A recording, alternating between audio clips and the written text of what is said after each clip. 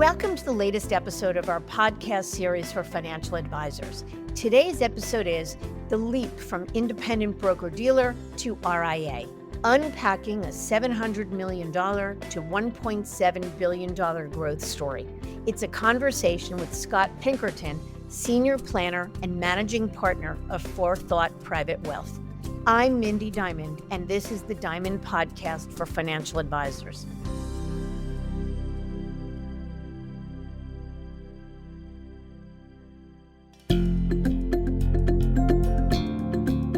At Diamond Consultants, our mission is to help advisors live their best business life. We want every elite advisor to find exactly the right place for their business and their clients to thrive, whether it's at a wirehouse, a regional, boutique, or independent firm. As the industry's leading recruiters and consultants, we've transitioned more than $250 billion in assets under management in the past decade, and each year, 25% of transitioning advisors who manage $1 billion or more are our clients. If you'd like to talk, please feel free to give us a call at 908-879-1002. Are you a financial advisor who's curious about whether you're in the best place to serve clients, or if there might be a better way to optimize your business for the future? Should I Stay or Should I Go is a new book that serves as a self-guided journey, walking you through the key steps that Diamond Consultants takes with our advisor clients, whether considering change or not. Visit diamond-consultants.com/thebook to learn more. Independence comes in a variety of shapes and sizes, with varying levels of freedom and control that can serve just about any desire an advisor may have in building their business. Scott Pinkerton knew that firsthand, having joined his father's business in the 1980s at A.G. Edwards. While Covia's acquisition of the firm, which soon became Wells Fargo, opened the door for Pinkerton Private Wealth to join Wells' independent broker-dealer model, FiNet. The IBD model worked well for Scott and his team for decades, building the business to over $700 million in assets under management. Yet there came a point when Scott started to wonder, should we coast along and just stay comfortable, or should we challenge ourselves to beat the trends and go for it? It was then that it became clear that even though they were independent, they were still limited by the guardrails imposed by the IBD model. To be a true fiduciary and make untethered decisions about their business and how they served clients would mean taking the ultimate leap, launching their own independent RIA. And so they did. In 2020, FourThought Private Wealth launched, and 5 years later grew to managing over $1.7 billion in client assets. In this episode, Scott talks about that journey and his transition. He shares why they opted to leave Wells and launch an RIA firm and how that decision has impacted their business.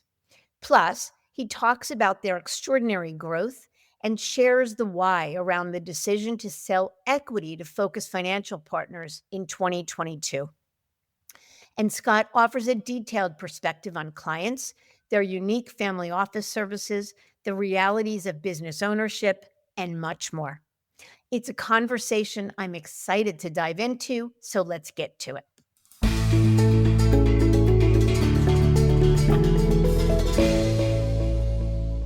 Scott, I'm really grateful for your time today. Thank you so much for joining me. The pleasure is mine, Mindy. I've listened to your podcast, find it very informative, and I'm anxious to participate. Oh, that's great. All right, let's jump in. A lot to unpack. So I want to start at the beginning where we always do. Can you just walk us through your background and what brought you to the world of wealth management? Well, Mindy, that's my favorite subject. Me.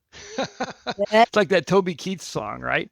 My dad was a stockbroker. He started in Venice, Florida in 1968. My first job was mowing the yard at A.G. Edwards back in the day. I went to Wittenberg University in Springfield, Ohio. I had a lot of fun there, but went there so I could go to a more prestigious law school. The schools in Florida weren't that hot back then, so that was my path that I saw. My brother joined my father with A.G. Edwards. It was going okay. And they saw that when I took a job while I was studying to get my LSATs, I took a job with AT&T selling telephones, really excelled at it. And they lured me back to Venice back in 1987. And I started to work with my dad and my brother. We could talk about the perils of family partnerships and transitioning, but that's how I got started. And then what brought you to having launched FourThought Private Wealth? And by the way, I would love to unpack a little bit about a family partnership because, as you know, that's a subject near and dear to my heart. Oh, yeah. And I have gone in my latter part of my career, again, it's 35 plus years, I've become really passionate about working with family businesses. And there's a polarity there with families. You have the family brain and the business brain. And so we could talk all about that. But yeah, so my evolution was A.G. Edwards was a terrific firm. You probably remember the culture and the client first mentality. It was a real family atmosphere and just was very happy there. But at the time, too, when I first got started, the independent space wasn't really a thing. I always felt as if I had to confine myself and the way in which we consulted with our clients based on arbitrary rules and regulations that you just had to live with. And then you had branch structure, et cetera. But A.G. Edwards really did a good job of trying to minimize that for advisors. Then we had the famous Wachovia takeover after Ben Edwards retired, and that brought in a whole new regime. It also allowed us to go an independent channel. Within Wells Fargo and Wachovia, they had something called FINET. And how do you refer to FINET? Is that That's right. is FINET it stands for Financial Network, and it's the independent broker-dealer arm of Wells Fargo. right? And so how do you explain to people the difference between the independent arm versus being completely independent? Sure. Well, because when you're under an independent broker-dealer like a Wells Fargo FINET, you are independent, but it's independent with guardrails where Yeah, you're limited by what the broker-dealer makes available to you. And it sounds like that's what started to make you chafe. that's exactly right. So you got a taste. It's kind of like the first step in a relationship, and you got a taste of what it was like, but you weren't really there and you could see on the other side. And for us, it was really just the broker dealer part of it as opposed to being completely fiduciary. And this was in the mid teens, and people were becoming aware of what a fiduciary was and the differences. And also, the business has just changed so dramatically. I mean, when I started in 87, we were actually picking stocks and calling people and recommending stocks. And now we're family consultants and just a different skill set, a different focus, a different passion.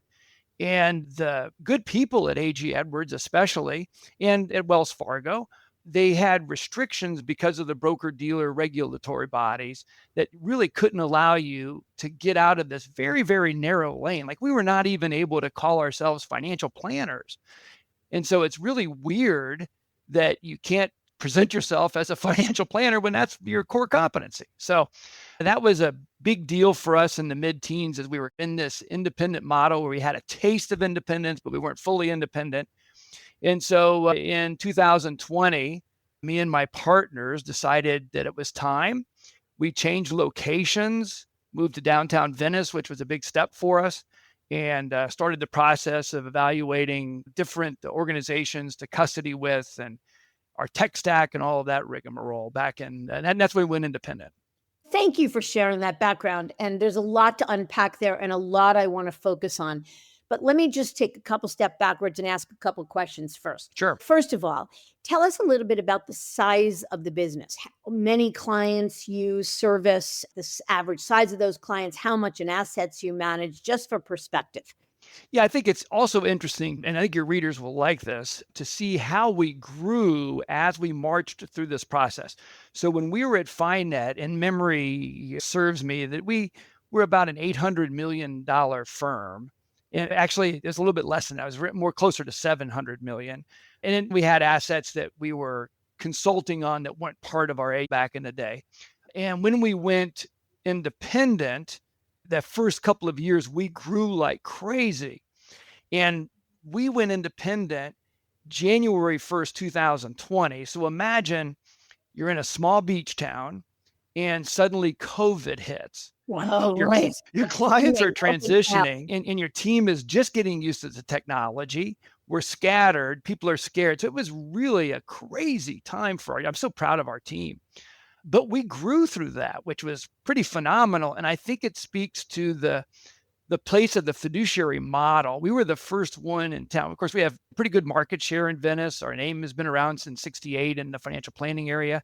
So when they saw us going independent, that just naturally attracted folks. So we actually grew through that. Right now, we're about $1.7 billion in assets. We've got 27 employees. Our practice, we focus on helping clients make better decisions with less stress. That's our kind of mantra. And in all of the different divisions of our practice, we help people think about their lives holistically, heart, spirit, mind, and body. Excuse me. Wow. It's like I say it 40 times a day and suddenly I Yeah. go blank on it. So that's the march and that's our size. And how about average size of clients? High net worth, ultra high net worth? Yeah. So we've got 3 divisions. We've got FourThought Private Wealth, which is your mass affluent and high net worth. And that's probably 60% of our business by a client contact, the number of clients. Our high net worth or ultra high net worth practice is obviously fewer clients, but it is more of the revenue. And then we've got an institutional arm where we work with some colleges and community foundations, and that's a smaller part of our practice. Right. And is there a difference in terms of the services you offer the clients in each of those 3 constituencies? Our signature services, we call it the signature team. We're lasered in on entrepreneurs who prioritize their families. So we've built out a full regimen of services, kind of family office services, but focusing on the emotional health of the family. And in fact, I'm actually writing a book called Slipstream, Family Wealth, Emotional Health. And the concept of Slipstream is, you know how when you have NASCAR or boats or bicycles traveling together, you can go further faster, traveling each other's slipstreams. So that's a whole nother topic we could get into. And by the way, being independent as a fiduciary has allowed us to really pursue some fun stuff and talking about things that you would never be able to do in a broker-dealer model. And that was one of the primary motivations to do that. So that's something I can't wait to hear about. And I want to get there. I definitely want to unpack that one. So first of all, thank you for sharing some transparency because it gives people perspective in terms of kind of the business and where you spend most of your time. So let me ask you a couple questions. Your career trajectory, your trajectory in wealth management is interesting because you've walked many different paths and lived in many different models. First being in the big firm wirehouse world of Wells or A.G. Edwards, then in the IBD, independent broker dealer construct, we talked about Finet, and ultimately culminating in launching your own RIA, which you subsequently sold to Focus Financial Partners. So there's a lot to unpack there, and I want to talk about it. But walk us through first and foremost. So let's first talk about the jump from A.G. Edwards to which became Wells, and then the decision to slide into Finet. So I've had the privilege actually of interviewing many advisors who have slid, if you will, from the Wells Private Client Group into the independent broker dealer or Finet model. And the number one reason they give for the choice to do so is they wanted to be independent. And when they compared it to the notion of leaving Wells altogether and going to another model of independence, what won the day for staying within Wells was the notion of protecting the flank. Was that your motivation as well? So if by protecting the flank means that when you switch firms, you don't have every advisor in the country calling your client saying, oh my gosh, were you still with those guys? That was a big part of it. And having protected my flank as a real mantra for the way I did it, I don't know the counter history to that. I don't know what would have happened had I not. The negative is that I had a friend, you may know, have heard of him, Marty Bicknell. He founded Marin. He and I were on a ski lift and when we were both with A.G. Edwards, and he was talking about this idea of independence. And I remember him going and calling him afterwards and saying, what do you miss? Or what are you going to miss? He goes like, I'm going to miss the people. And I look back at his mission and I wonder, gosh, I mean, I'm certainly wouldn't have been interested in building a Mariner. And I'm really proud of Marty and think the world of him. But yeah, I wish I would have, in hindsight, just ripped the Band-Aid off. It might have been a step backwards, and it might have been more disruptive to my clients short term because they would have to make a decision. But in Wells Fargo was great. They honored everything. They said, hey, we're not going to go after your clients. And they didn't. And they were just very professional. I can't say enough about the people.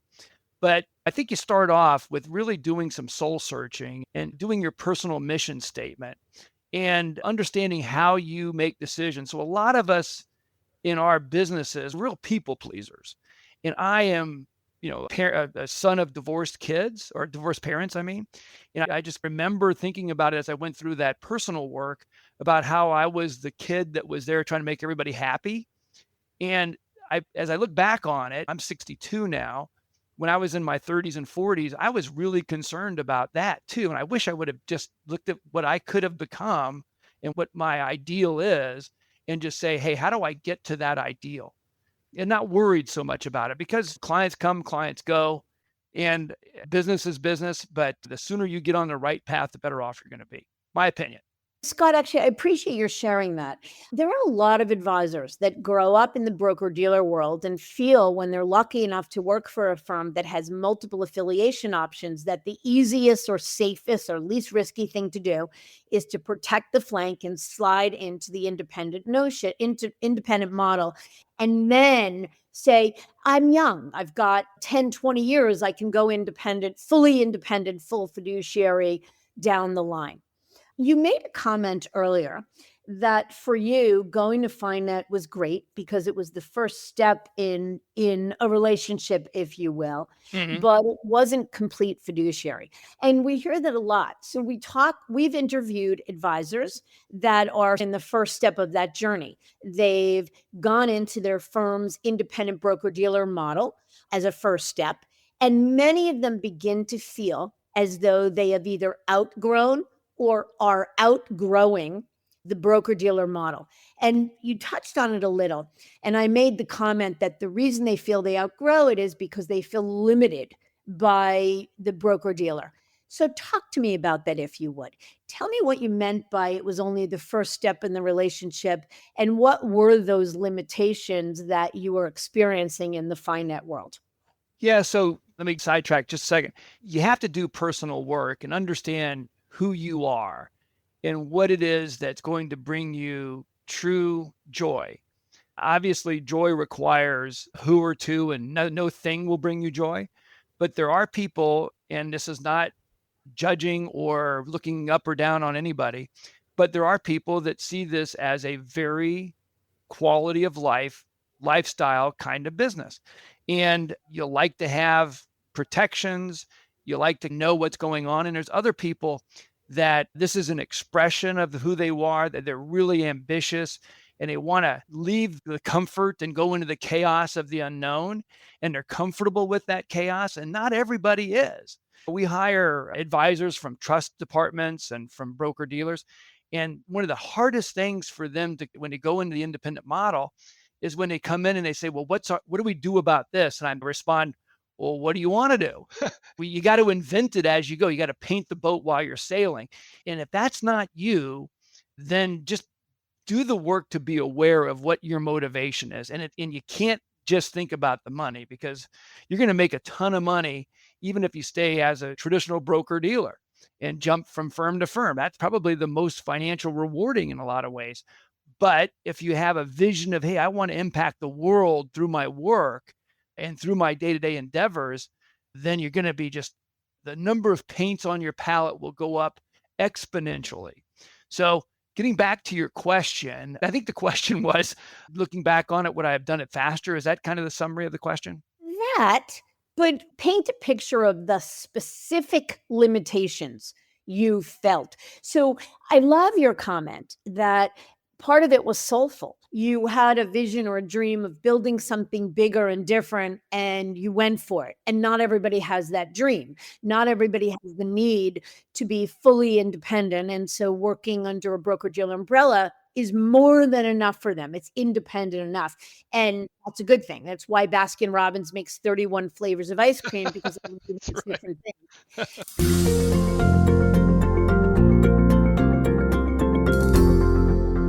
My question is that I imagine that you went through the disruptive route of leaving the broker dealer world and building your own RIA because of pushes and pulls. The pulls was that soulful piece of wanting to do the more fun stuff, which is what I want to hear about. But there also had to be some pain points, some limitations you were feeling in the broker dealer world. So I want to first start with those and then get to the fun stuff. So let me think about three things. I'm saying that to force myself to remember all three. One is something that I don't think advisors that don't have the decades of experience that I have, there was a period of time where the SEC was cracking down on large advisors. I think it was during the Obama administration, if I'm not mistaken. And I remember Merrill Lynch, and don't quote me on this because my memory isn't that great, but the gist of it was somebody, a large firm, I should say, fired an advisor because they somehow paid a dog walker for a client that was in Europe or something like that. Do you remember that story? I do. And you hear stories like that all the time, by the way. Good. And maybe you could speak to it because I just remember that. And I remember just thinking about, wow, what would happen if I, out of doing a service for my client, violated a firm policy and this business that I spent 25 years in growing is just taken away from me. And it was like, that can't stand. I've got to move for my own well-being and wealth and my family. I can't be in that situation. So that was an undercurrent that really spoke to me. And I can tell you another thing that happened. I remember in 2000, I had clients that were perfectly well positioned and the panic happened, the tech wreck happened, the market was down. And then you had 9/11, and that just completely unnerved people. And then after that, you're already down so much. And then you have Enron and MCI WorldCom and Tyco, and people just lost complete confidence. And you saw them panic. And it was heartbreaking. It's like being the best surgeon. You're doing everything you can.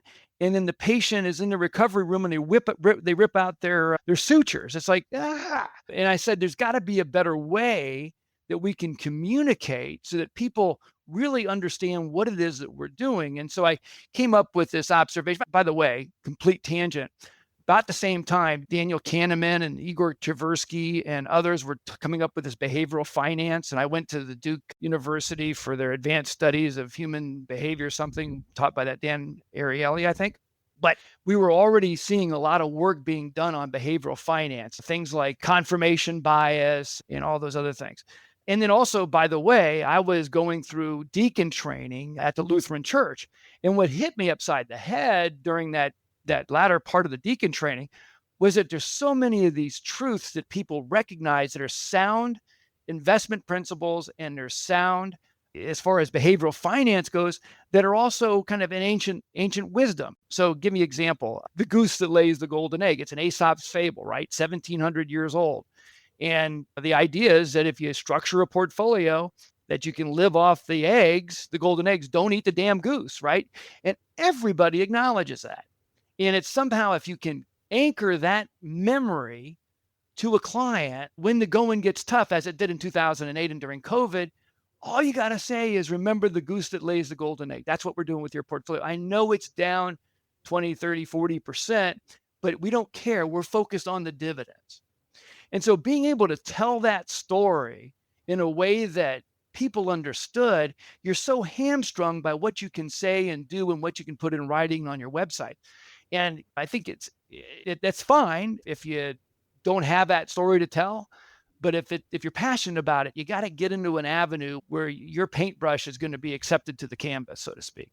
And why couldn't you have told? So I think there's real power in storytelling. I believe that completely. Why couldn't you tell your story the way you wanted to while at Wells? Well, you could tell the story client to client, but let me give you another example. 2022, Hurricane Ian hits. And I'm in Venice, Florida, Southwest Florida. And my wife and I are blessed with 3 daughters. Two of them lived in the Richmond area at the time. We have a house in Richmond, or a little townhouse. And so she evacuated early, and we're managing through our clients and our team, making sure everyone's okay. I live on the Mayaca River, which is off the Charlotte Harbor near the Gulf of Mexico, I'll still say. Anyway, that night, the hurricane hit, it passed, but the river was starting to flood. And so I got in my 2013 Tundra and made my way out, and I drove to Richmond. So the next day, I'm keeping track with all my staff. The staff and the team was scattered. Clients were reporting back in. And it was imperative that we give the all clear to our clients, because our clients are around the world. One, they want to know their dear friends, the CSMs that they talk to, the advisors, that they want to know that everybody's okay, and they want to know their money's okay. And so I was able to, from my iPad in the kitchen counter, after driving all night, just do a quick report. It was like less than 3 minutes long. And it said, hey, we're good. Everyone's fine. Here's the number that you need to call. We're up and running in Atlanta, in Jacksonville, in Miami, in Charlotte, and I'm in Richmond. And I got it from recording to out the door to clients in 2.5 hours. That would have never happened if you had to go through all the compliance stuff, especially with a video. So that I get. And I think that's what you're saying with the first example. It's not that you couldn't have told your story client to client individually, but if you wanted to write that story, or you wanted to publicize that story or speak it on social media, it would have had to go through 5 rounds of approval by compliance. It would have taken longer, and it may not have been exactly what you wanted. Is that, I imagine that's your point. Yeah, by the time the news gets to print, it's already old news. Yeah. And you also spoke to a topic we write about a lot, vulnerability. You talked about the fact that you heard the story of somebody being fired for dog walking. I don't remember the details of the story either, but there were a lot of nonsense stories out there. Advisors being made examples of and fired for what seems like either very silly reasons overall, or things that would have been just a nothing, not even a warning, years ago, are now grounds for termination. And that sense of vulnerability is a real motivation why a lot of people wind up leaving the broker-dealer world. So you are certainly not alone. But I want to talk to you then about the good stuff. You made the comment before that being a fiduciary has really allowed us to pursue some fun stuff. Like what? What's the fun stuff? Well, I'll give you an example. A friend of mine who is an old college buddy and very successful business guy, years ago, maybe 20 years ago, my last name is Pinkerton. So if your last name is Pinkerton, you're going to have the nickname Pink at some point in your life, or Pinky. Yeah. So he sends me an email and says, hey, Pink, I'd like you to facilitate my family meeting. And he goes on to explain, the reason I want you to do it is because you won't let me push you around. You'll tell me when you think I'm wrong, but we want to run the meeting. And again, I'm in that space now where I'm functioning in behavioral finance and multi-generational thinking already. And it launched me into a genre that I just have become extremely passionate about, and that is multi-generational family planning. And so being able to look at that and say, well, what do we want to do? And no, we want to do a video. We want to do a website where we can have educational material. We want to have a certification. We want to have a book. There's limitations on what you should do from a business and compliance perspective and just good business practices, but you don't have to worry about, oh my gosh, I've got to go through 5 different rungs, and this person who's really a bureaucrat and they've got their own things that they've got to answer to is going to make a decision on my vision. If you ask Henry Ford, what Henry Ford said, if I would have asked people what they wanted, they would have said a faster horse.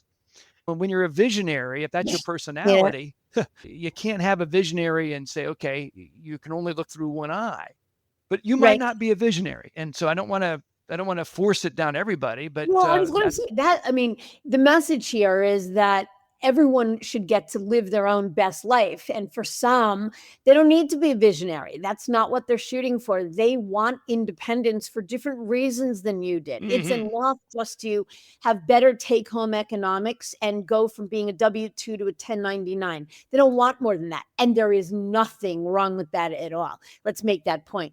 But I do want to ask you a question.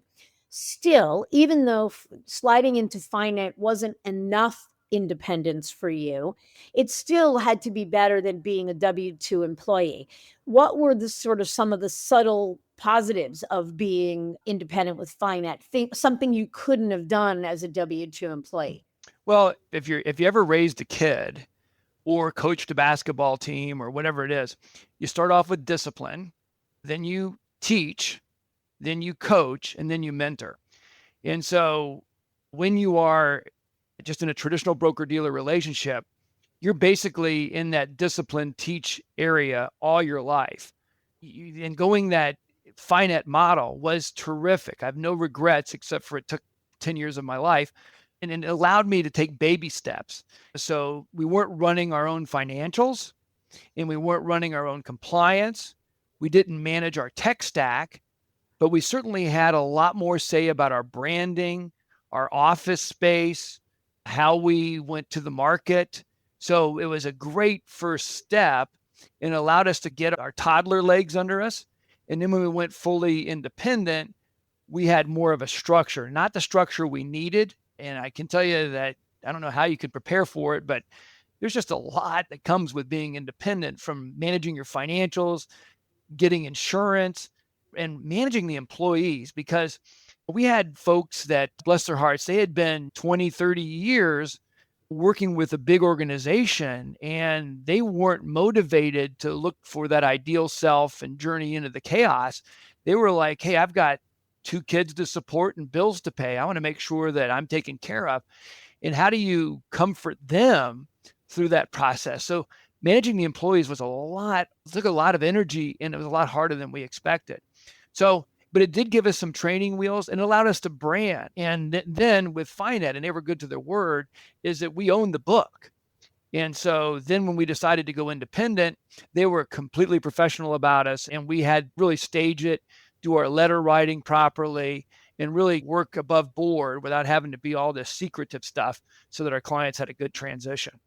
Yeah, I love it. Thank you for that. You're welcome. Let me ask you one other question on the topic.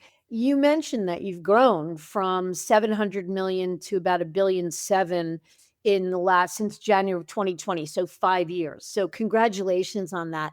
But you mentioned that being an RIA had a lot to do with that growth. So I get that being able to write a book and being able to story tell the way you want to and less bogged down by compliance and less vulnerable certainly were positives. But what would you say are the one or two really tangible things that accounted for your growth that perhaps you wouldn't have had under the broker-dealer world? Well, first of all, I took a risk on a piece of real estate. If I invite everybody to come to Venice, it's a beautiful community. And there was an opportunity to build something in our downtown area in a kind of a prestigious area for us and really brand it. And it was a financial risk that I was willing to take. And I'm in a partnership with the building. So having that downtown area that's looked the same for 50 plus years, and suddenly there's new construction that's architecturally welcoming, done by people that the community knows, that I think had a lot to do with it. And secondly, there's people out there that were waiting for a reputable fiduciary practice.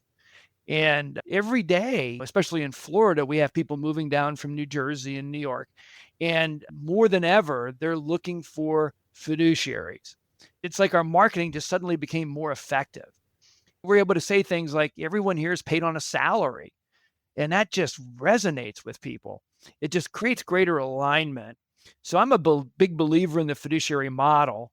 I'm not saying that the broker-dealer model doesn't work for other people, but I just think it creates better alignment. So And it enabled you to grow, and that's a wonderful thing as you've talked. So it took you some moves to get to this wonderful place where you are now.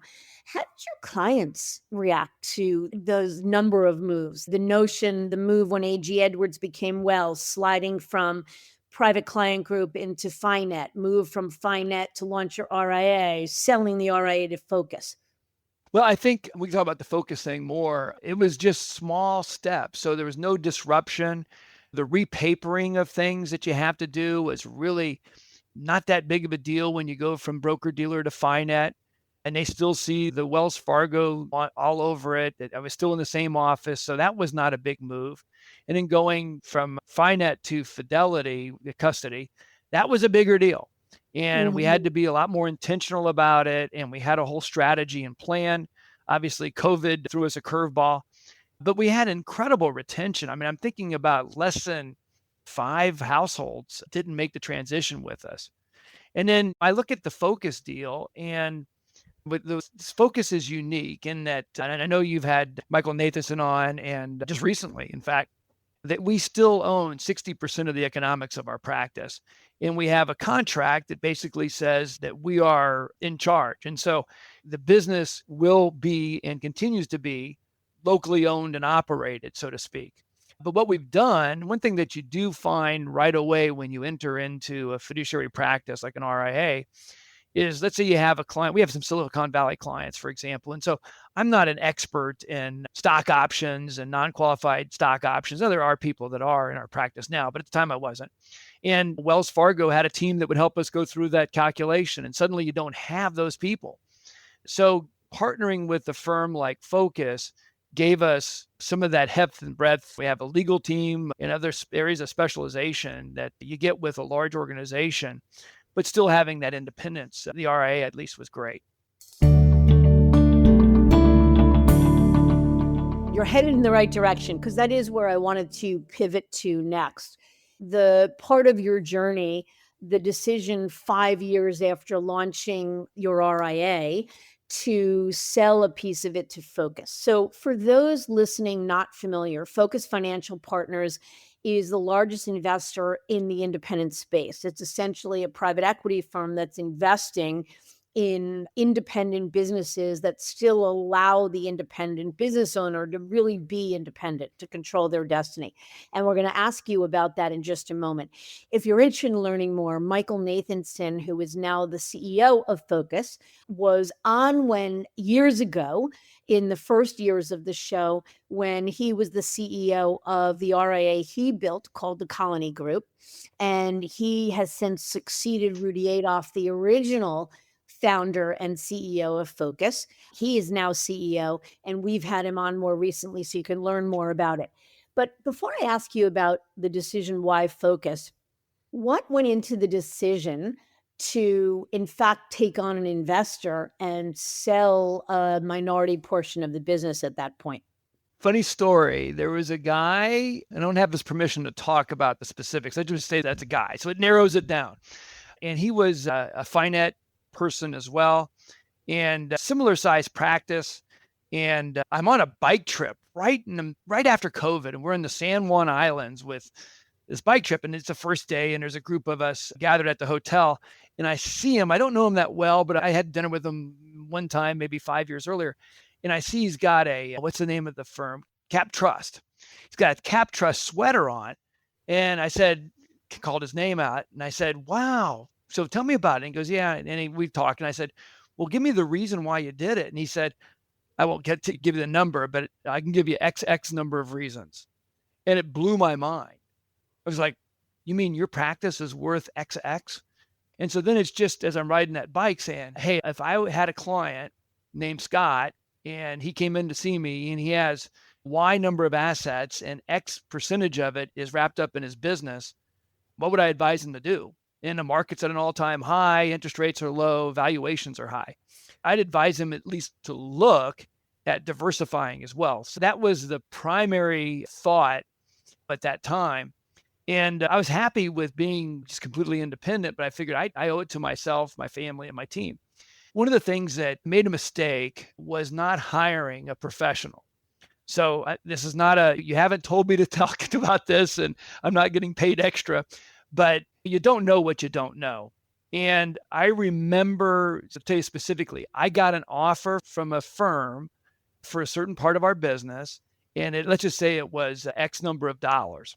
And then I hired a consultant like Diamond, and they helped me put together a presentation that really put our firm in a good light. And Yeah. it didn't disclose who we were, but people could probably figure it out. But it put us in a good light. And then it got people knowing that they weren't the only fish in the sea. But more importantly, we were able to really think about who we were and what we wanted to accomplish with the rest of our lives. And there's some great firms out there. So Marty and I obviously connected. And the Mariner model is, boy, they can, if you want to grow your business, they can grow it fast. But you're going to fit into their model, which is, if I was looking at just monetizing and hanging up the stirrups, that would have been a great path. And some friends of mine did that. They're really happy. That wasn't where I wanted to go. I wanted to retain control. And Rudy said one thing to me. He says, I never want to make an entrepreneur an employee. And that really resonated with me. But I could tell you, I went back to that same firm after they had given me an offer maybe 6 months ago. They came in with a sharpen the pencils offer after being able to see all the data. And it was literally $10 million more. So I hear people saying, I'm not going to hire somebody to help us through this process. I just say, you're out of your mind. Right. Right. Well, first of all, a lot to unpack there, but I will say you're preaching to the choir, because what professional representation allows you, what you're saying is a couple of things, or all the things we would say. One, it allows you to remain arm's length, to remain the good guy and hire a bad cop. It allows you to maintain your confidentiality and discretion. What you're also saying is it created competition in the marketplace, and competition is always good for leverage and driving price. Amen. And it made sure that you were laser focused in an efficient way on identifying the right firms to potentially acquire you, not just the highest bidder, but by laser focusing on what your goals were, it enabled you to find the right firms. So I want to just ask you a question. You said that, so one of your goals was about retaining control. So talk to us a little bit about what that means, the ability to retain control under the focus model. And as an investor, as the acquirer of your practice, what's the experience been like? Yeah. So I was the last, maybe the second to the last. I say I, but it's really we, to go from Focus before they did their private equity deal. So they were a publicly traded company. And so I'm the last group before that. And the thing that we were careful about is that we did want to retain operational control.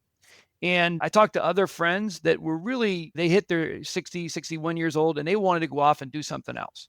They wanted to exit stage right and let someone else take over the business. And the thing that they faced was there's nobody in their business that could possibly write the check and take the risk doing it. So having a partner come in to monetize it made sense to them. So that was true for us as well. But having that control, because really what inspires me, it's not the money at this stage. I wanted to focus on the next generation of forethoughters. And I wanted them to have the same great experience that my family experienced, which is you grow this business and you experience not only the emotional feelings of helping so many families, but you also benefit financially. And I just think that without a significant piece of the action, skin in the game, you're just going to attract a different type of advisor. You can attract an advisor that's more of a lifestyle. I'm looking for those people that really want to own their future. And there are definite paths forward now. I'm looking at how do I transition my interest in 60% of FourThought right now over to the next generation of forethoughters. And I tell you, it's just a fun journey to be on that path with a group of folks. How about the way Focus valued you? Like in terms of structure, in terms of how did they, as an acquirer, their valuation of your business compared to what other acquirers may have offered you? Yeah, so we ended up with one extreme, which one organization would buy 25%, and we would have kind of a consortium. Focus came in at 40. They were willing to do more. Another organization started off at 60 and wanted to go to 80, and a couple of others wanted to be just 100%. And clearly the 100%ers it was a bigger check. It was more, but it wasn't ridiculously more. It was, all were within 10%, give or take. Yeah, not quite all, but most were. You hit on something. So a firm that wanted to buy 100% of you would have meant you would have given up 100% control. Correct. And one of the biggest things that that we hear from owners of independent firms grappling with the notion of, I'd love to diversify my wealth and I'd love to create opportunities for the next gen. And I would love to be able to make sure that I attract best talent and grow inorganically. And I've hit a ceiling and I can't do that on my own. So grappling, do I take on an investor or do I sell the business? But the biggest impediment or the biggest thing that keeps them from doing it is not wanting to lose control. Mm. How did you reconcile that? Well, I specifically worked with someone like you to make sure that the contracts were such that I wouldn't lose control. So we have complete operational control. Now, that's not exactly true because we have to get a budget approved and we have to have compliance oversight to a certain extent. But yeah, I mean, and even after the private equity seat in our takeover, they've been very clear. And I know Michael Nathanson said this when you interviewed him, that firms like ours that join Focus to be that independent journey with our own vision of our own ideal, they're welcoming us to do that, and they're going to obviously bring opportunities for us to partner with the firm in areas that make sense for us to partner with them. So I think the way Michael Nathanson put it also, and I appreciate hearing it from you, who's actually one of their partner firms, but the way he put it was that it's our job, or we view the value proposition is that they're going to go further faster with us. They will grow faster because they are a part of us. So yes, they're giving up 100% ownership, but what they gain far eclipses what they sell. Has that been your experience? Would you describe it that same way? Yes. So far, so good. That's awesome. And so you believe that Focus has allowed you to grow or do things that you couldn't have if you had not sold to them or sold a portion to them? Well, the other thing that comes with independence is the self-actualization that you're not God. And it's like the first lesson in the book of Genesis, right? We can't control outcomes. And right away, what happened with Focus is there was a woman named Sukanya and Peter and some other folks that everybody would recognize that really provided solid, candid counsel and really professionalized us in a way that was helpful as a business. And it creates a more durable, logical, rational approach. So their coaching, we could always refuse their coaching and have, but that was there and it was prominent and it still continues to be. So that's that balance. And I know Nathanson and team are looking at the efficiencies of having all the organizations join a hub. And I guess one of the things that I think of is what happens if I'm going down this path and suddenly the team disintegrates or I die or whatever. There's a backstop for the client that says, hey, there is a large organization here that can step in if ever need be. But operationally, we still will always have the operational control. So I don't see them as buying us as much as we're a partner firm. Right. And that allowed you to reach a lot of your goals, which was diversifying your wealth and retaining operational control at the same time. Okay. I want to pivot to a topic you brought up, the notion of family business. Mm-hmm. And you mentioned the term, and I said near and dear to my heart because I'm in a partnership with my family as well. Mm-hmm. But you mentioned the concept of family brain versus business brain. I'd love to hear your thoughts on that. Well, let's have another couple of hours, right? So there's Polaris, which we all know is the North Star. And I think it's really important for families to get together and identify their collective North Star. The wise men didn't go to touch the star. They all wanted to head in a direction. So I think a family needs to be thinking about big picture wise, not the color of each ship in the fleet, but the direction of the fleet and who you are as a family and what are you proud of, your history, and what are you going to want to bring forward. So there's some really fun work that can be done in that area. And then as you get into family conversations, one of the fascinating things about family businesses, and I know you and I are experiencing it, is we're really on the tip of the spear of emotional health because you have these complexities with your systems. Like, what's your favorite hobby, Mindy? Don't love her. So you have a golf group and it's a set of friends and you go out and sometimes you don't even keep score and you talk and you laugh, and you have another group where you're betting money, it's serious, and it's just a different human system, different objectives, different goals, different behaviors. Your business is a human system. Your family is a human system. Your place of worship is a human system. And what I observed, and I think I'm not alone in this, is that families have to manage two systems at the same time when you're in a family business. And so they've got to be keenly aware of the emotional health of the family as well as the business. So you have this tension that you can't solve. It's called, I talked about Polaris, you have these polarities where you have the family brain and the business brain. It's fascinating. And it gets to the work that we do with families nationwide, frankly.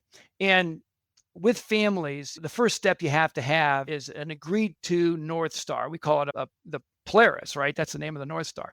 And it's you're heading in the same direction. But then underneath Polaris, you have all of these, what we call polarities. They're poles and they're tensions. And by the way, this is helpful not only with your family business, but with your family and with your business. There are certain issues that you solve and tensions that you manage. And so a tension that I have to manage in my business is we have a certain way that we do things, the FourThought way, and it's been successful. But we also have the desire and frankly, the ethical requirement that individual planners have their own flexibility within that. And so you're constantly managing how much autonomy do you give to your planners to present a plan and to present investments with making sure it's with the guardrails that you want to put in as a firm.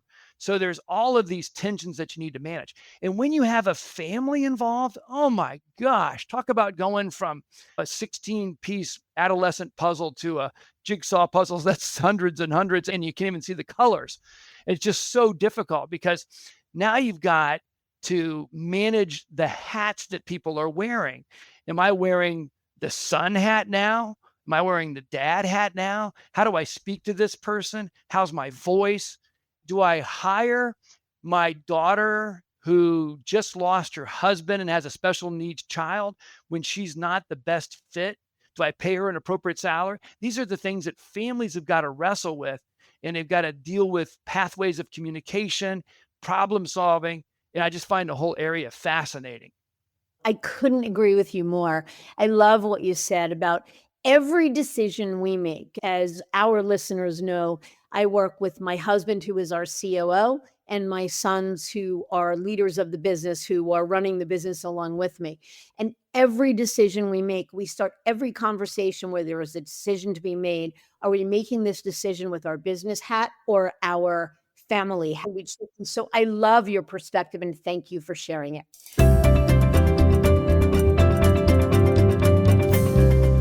I could talk for hours and hours, as you said, lots of talk just on the topic of running a family business.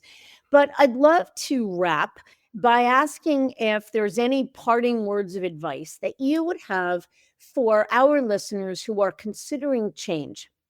And what I mean by that is what people who are considering change are worried about is one, disrupting momentum. Two, disrupting the status quo, like disrupting what's working, it's good enough. And three, worried about the risk of will my clients follow and do I have the appetite to do it and will the grass necessarily be greener? What would your advice be to those worried about those things but still considering change? I would, reiterating some of the things I shared earlier, I would slow down and get silent and really think, meditate. We call it centering prayer in my faith, whatever you need to do. But what is your ideal? Don't worry about the chaos that's going to ensue. That's the fun stuff of life. Just worry about the ideal and then do some personal work about what it is that is holding you back. Who are you? What's your conflict? All of that stuff. And go towards that ideal. And it's not going to be the best. It's not going to be perfect. And you'll get thrown into chaos. You'll tumble and you'll get scar tissue and you'll wish you would have done this. And then you'll get silent in a year and a half and you'll brush yourself off and you look back to that ideal and you realize that you're not where you thought you'd be, but you've made progress, and you do it again, and you do it again, and you do it again. And what happens is as you get to be 62, you look back on it, you say, boy, I've made all these decisions.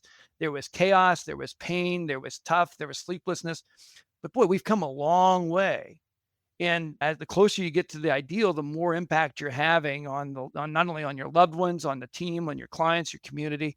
And that's a life well lived. Love it. I think that's really good advice, and I find myself doing the same thing when faced with the decision as well, so thank you. Scott, it has been a real pleasure. You asked me offline when we started if it was okay to make this a little fun. I think it was. I hope that you had fun. I hope our listeners will have found this interview fun, and I wish you continued success and can't hear what you do in the next 5 years. Thanks, and God bless, and look forward to talking again.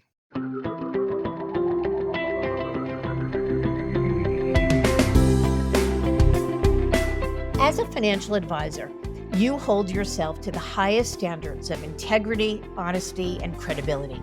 You are successful because you take your professional responsibilities seriously and are dedicated to your clients. But are you living your best business life? Are your goals aligned with your firm's, or could a better option exist? Should I Stay or Should I Go is a book written with you in mind. It's a self-guided journey that walks you through the key steps that we take with our advisor clients. This strategic thought process and roadmap to professional self-discovery is designed to help you ask the right questions and think critically and objectively, whether you're considering change or not. Learn how to get your copy at diamond-consultants.com/thebook.